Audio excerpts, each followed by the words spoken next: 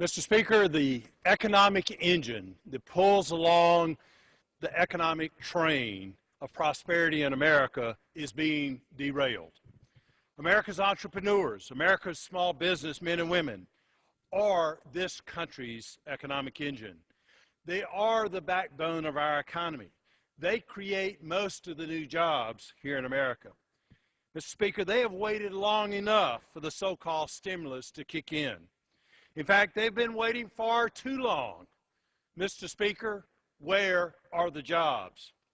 It's time for us to scrap this failed policy. It's time for Congress to stop wasting taxpayer time and money.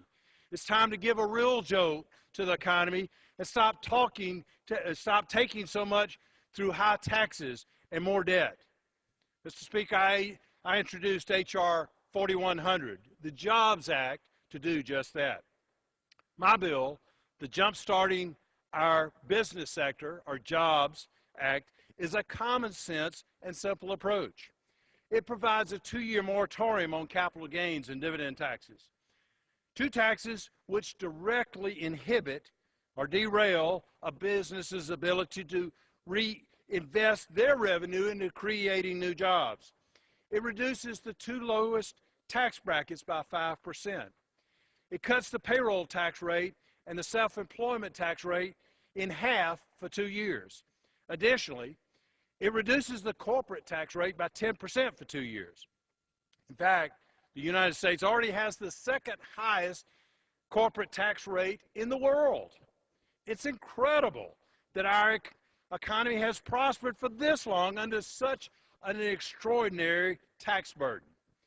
At this time of great economic turmoil, it is only logical to curtail this massive tax and allow our business sector to propel us back onto a stable economic footing.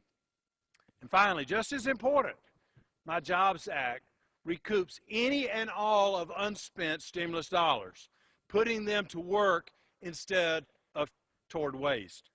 Now is the time for a new way forward.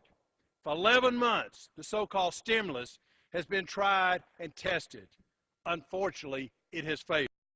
Reason to keep going down the same track and throwing taxpayers' money down a rat hole towards a failed plan.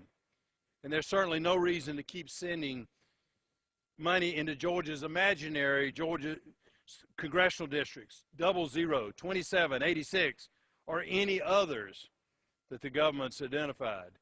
The American people demand something better than more government and more debt. They deserve more, something better than more than unemployment insurance and COBRA extensions. We need to stop handing them dead fish and instead hand them a fishing pole. Mr. Speaker, I have introduced H.R. 4100, the Jobs Act, to answer their call. And I urge my colleagues to lend their support by co-sponsoring this important legislation and keeping that economic engine of small business on the right track to economic prosperity. Mr. Speaker, I yield back. Thank you. Fox of North Carolina. Under the Speaker's announcement